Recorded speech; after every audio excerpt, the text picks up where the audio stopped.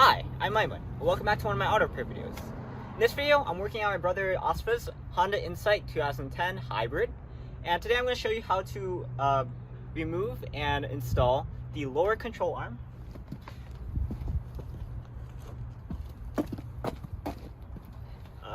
And the reason that we're removing and replacing this is because the ball joint on our current driver's side is damaged.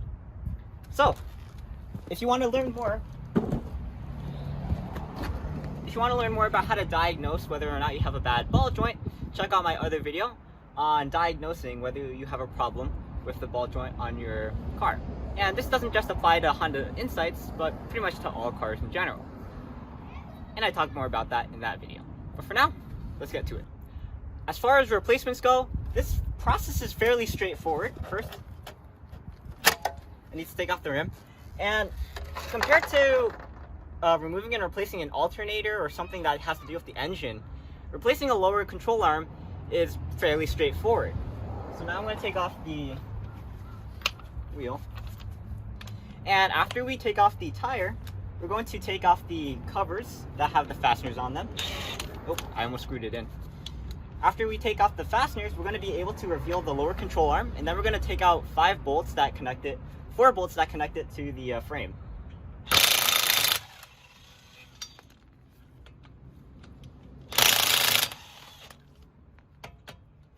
And then after that, we're going to disconnect the ball joint, and then we're going to take out the entire lower control arm.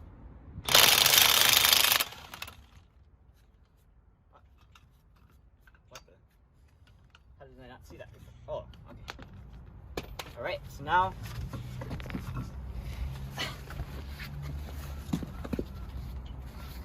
let's lay it off to the side and see what we're dealing with. For demonstration purposes, let me show you what the difference between a damaged ball joint is, which you can see right here. The most obvious tell that it's damaged is that this flat part right here is shiny, and usually shiny parts when the rest of the part is rusty is not a good sign. In comparison, what the heck was, oh, I hit my butt on the lug nut. But this is a good part. As you can see, it doesn't look shiny at all, and it has a contour to it that you can tell that it looks like it's functioning as it's supposed to. So right now, we're going to replace this entire triangular part, because on a Honda Insight, these ball joints actually come together with the control arm, as opposed to other cars, which you can replace the ball joint by itself.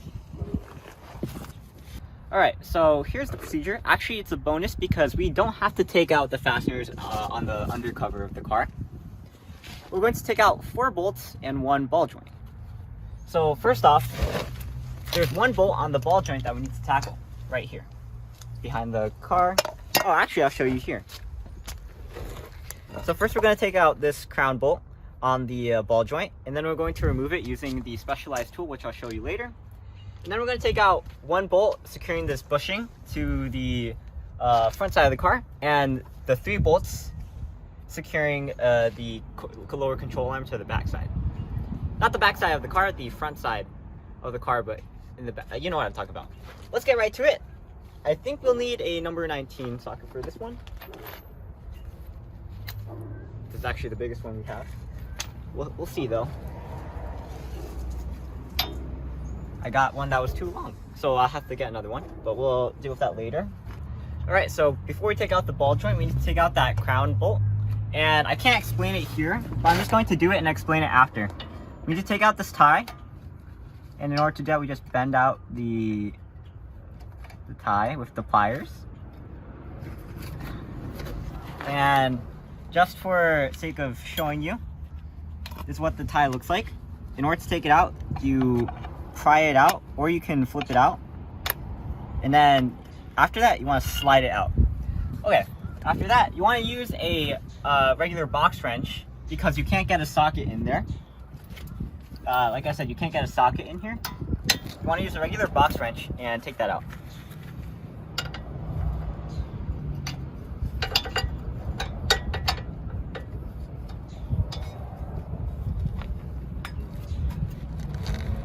Wait, righty, right, righty, right, righty, tighty, lefty, loose.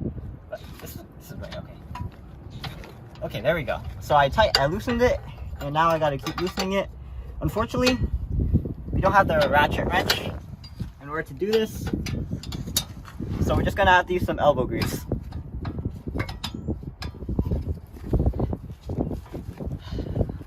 Yeah, it's gonna be tricky, but way better to use a ratchet wrench. I would recommend it because you don't have a lot of clearance. All right, so I took out the crown nut. This is a nut, not a bolt. You don't need to keep the tie if they give you one, so you can throw this away.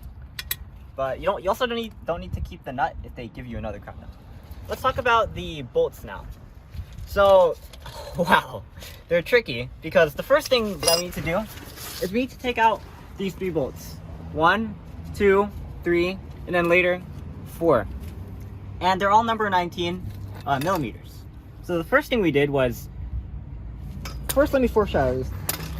My dad does not like to use power tools to loosen bolts like this, even if they're tough, because there's a risk of stripping the bolts or damaging the threads. There's also a chance that the bolt might be welded in. And if it's welded in, of course you need to use PV blaster, but still, it's not a good idea to use power tools. I mean, for us, we don't like to use power tools, but to each their own. You can use it if you want to. But we recommend another strategy, and this is much more simpler.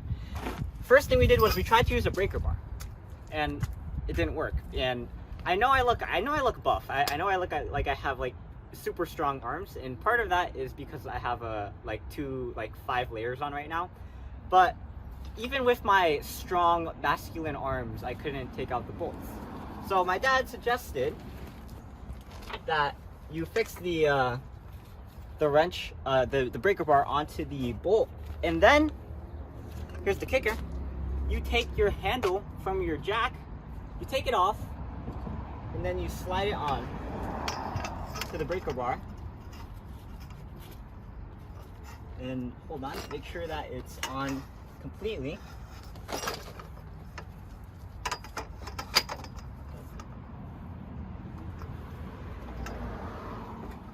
Okay, and then you can use this as a lever to push this. There we go. And I think it's really cool because before, with just a regular breaker bar, we couldn't take it out. But adding more length to this breaker bar increased our ability to take it out. And that's the principle of levers. If you have a longer lever, you're going to be able to exert more force on the bolt in order to take it out. Like Archimedes said, give me a long enough lever and I can move the earth. So always think back to simple machines that you learned in 6th grade whenever you're working on cars, because it might offer the simplest solution. After that, then you can use power tools. But it's only after you've completely loosened the bolt that you should use power tools. Okay, enough talking. Let's get to doing. I should loosen all of them first before I do that.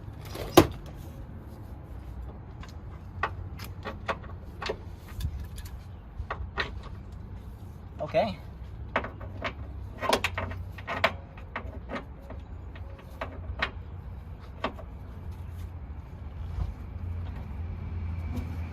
Well, that needs to be loosened a bit more.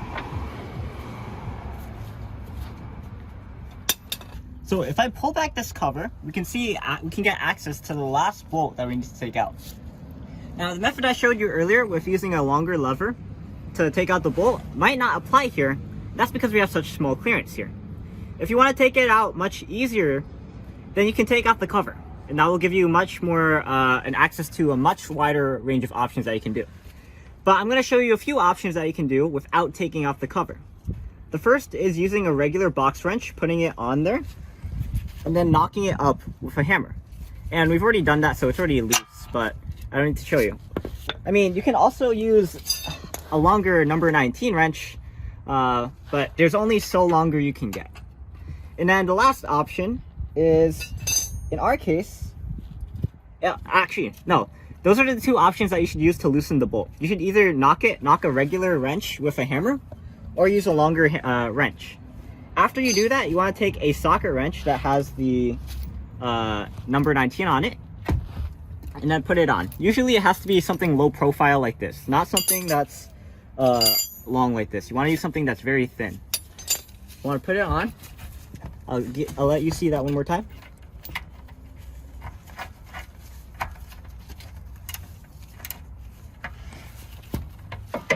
I'm trying to give you a view to it. And as soon as you get it on, there we go. Okay. Now you can take it out. Alright, so now that we have all of them loosened, now we can use a power wrench. I'm going to not do it under the wheel. That would be very risky. I'm going to set this to 1, just in case I don't want to damage the bolts.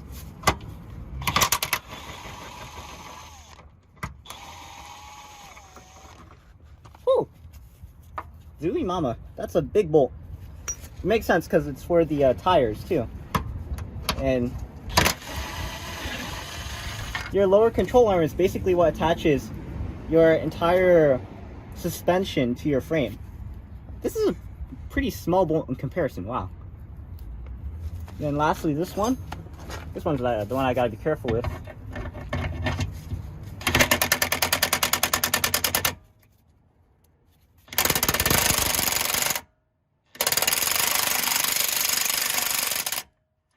Okay. It's like already half a centimeter out. Why is it not loose enough? Okay. Yeah, sometimes you can use power tools, but other times you just gotta use elbow grease. But you saw that before, the power tool was able to get it out. But like I said, the danger with that is that you might damage the bolt, or you might damage the threads inside. This is really tough. It might be a while before we can use a power tool.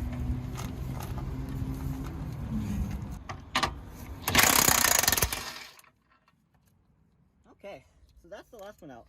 It's actually interesting because you can tell by the length of these bolts which one goes where.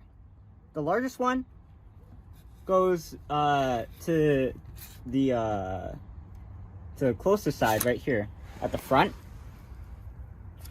The smallest one goes in the back, and the medium one goes closer to the middle. Okay, finally, this bolt. Let's take this out. I don't think I can get the power tool under there, but I have a ratchet wrench, so we're good. But I don't want to do it under the wheel. Remember guys, with cars, safety is the most important thing. Yeah, and safety, that's why we have all these jack stands under the car. We don't want this car to fall down on me and my dad while we're filming this. It's also a good thing that this engine is small so it doesn't tip over. But what the heck? I hope, wait, let me use PB Blaster first. That's what you're supposed to do. When you hear a squeak, you're supposed to lube it. Or WD-40, I don't care what you call it, but as long as you loosen it. Oh my god, that's in hard. Not even my masculine arms can tighten that. Okay.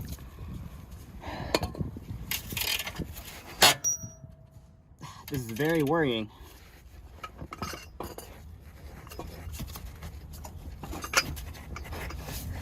How did it get harder after? What?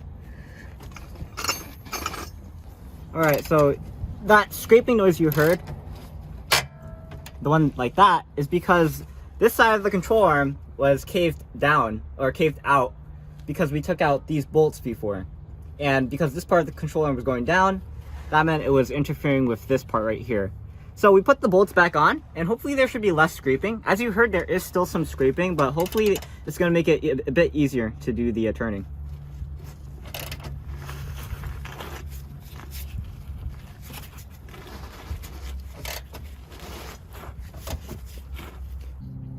Alright, so I'm sorry about all the work that we're doing to show this, but we didn't watch any videos on how to replace the lower control arm. I mean, because replacing it is fairly simple. There's only 4 bolts and then 1 ball joint. I mean, how hard could it be? It's just that we want to show you, in case you're having the same experiences that we do, how to solve some problems. And in our case, what we did was, because we're afraid of this bolt being misaligned with the thread or the lower control arm, we put a jack under the lower control arm in order to support it so that the hole that we're trying to screw the bolt out of is aligned with the bolt. And when it's aligned, that means that there's hopefully going to be less scraping, or there should be less scraping.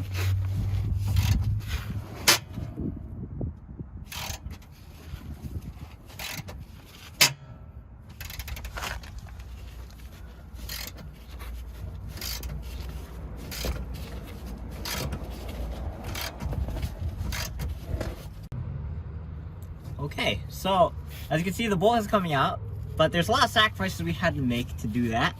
I said earlier you didn't have to take the splash guard out in order to take out the control arm, but you might as well, because it makes the process much more easier, and that's because of this bolt. If you don't take out the splash guard, this rubber part down here is going to be covering or blocking the path of the bolt. But you know, my dad, when he wants to do something, he will do it, no matter what sacrifices he has to make. And in this case, he didn't want to take off the splash guard. And in order to do that, we took another jack stand, or another jack, and we raised up that splash guard so that there was enough clearance to take it out. And as you can see, there's enough clearance to take this bolt out.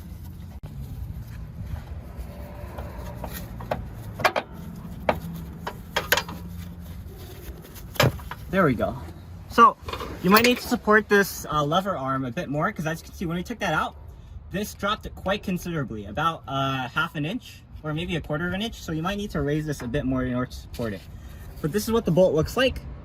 Don't get it confused, because I'm pretty sure they don't provide us a replacement bolts. So make sure you keep this on hand. But we're going to take out those two bolts at the end there, and then we're going to take out the ball joint. I got to do it from...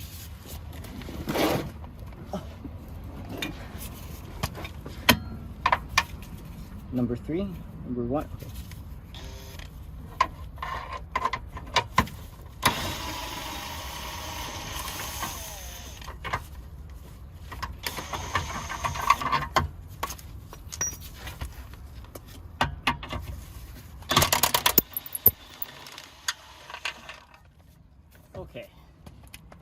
Okay, so it looks like the jack was a good idea, because this entire thing fell down, which means that if this wasn't here, this might have just like popped out. So it's a good idea to keep this jack under the control arm when you're taking out these bolts. Okay, so we didn't get to show this on video, and that's because we lowered the jack, and as soon as we lowered the jack, this part of the thing fell down. And when we went to check on it, this ball joint actually separated. So this is just easy to take out. Alright, so you can't do this by hand. I thought it was strong enough, but in order to do this, we're going to use a ball joint separator. It just looks like a fork with some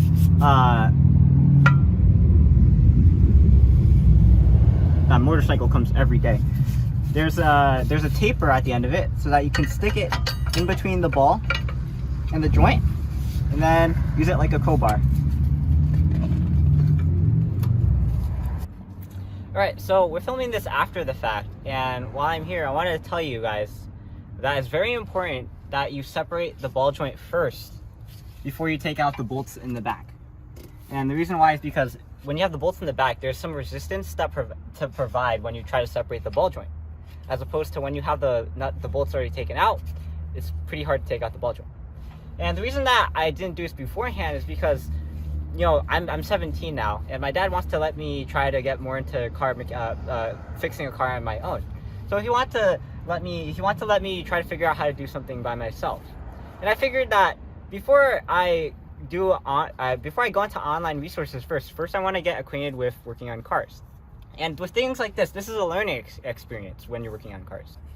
Yeah, like in the past, what we used to do is my dad used to tell me to look online and look at videos on how to do something before we did it. And he decided, like, at least in the old days, we didn't do that. We didn't have online tutorials on how to fix cars. And even like with manuals, sometimes there are some things that you couldn't do, even with the manual. So he wanted to let me, you know, just try it out myself. And with things like this, it's a learning experience. With things like ball joints, you have to separate the ball joint first before you get rid of the things that secure it in place. So this kind of thing, it's like a run first and then walk kind of thing. And this is why I think it's a good idea to always make sure you watch a repair video in its entirety, because if we presented this video to you in the way that we did it chronologically, you would do the wrong thing first. But thankfully, my dad's probably going to edit this so that we show this beforehand. Because the most important part to know is that you take the ball joint out before you take the bolts out. So right now it's getting a bit dark out, and that's because it's winter and night is coming soon. So we're rushing a bit, but thankfully we're almost done with the removal. Okay, so as I said before, you want to take the ball joint separator, you want to position it under, and we've already done this step, but you want to knock it with a hammer in order to separate the ball joint. And when we did that, this part came out. So as you can tell, it's broken. After that, then you can take off the bolts.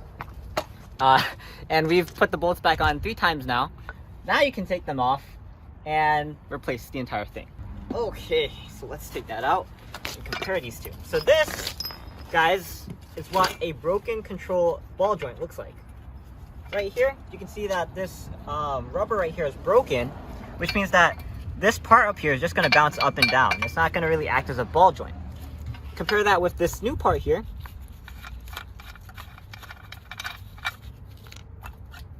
And you can see that this rubber is completely intact.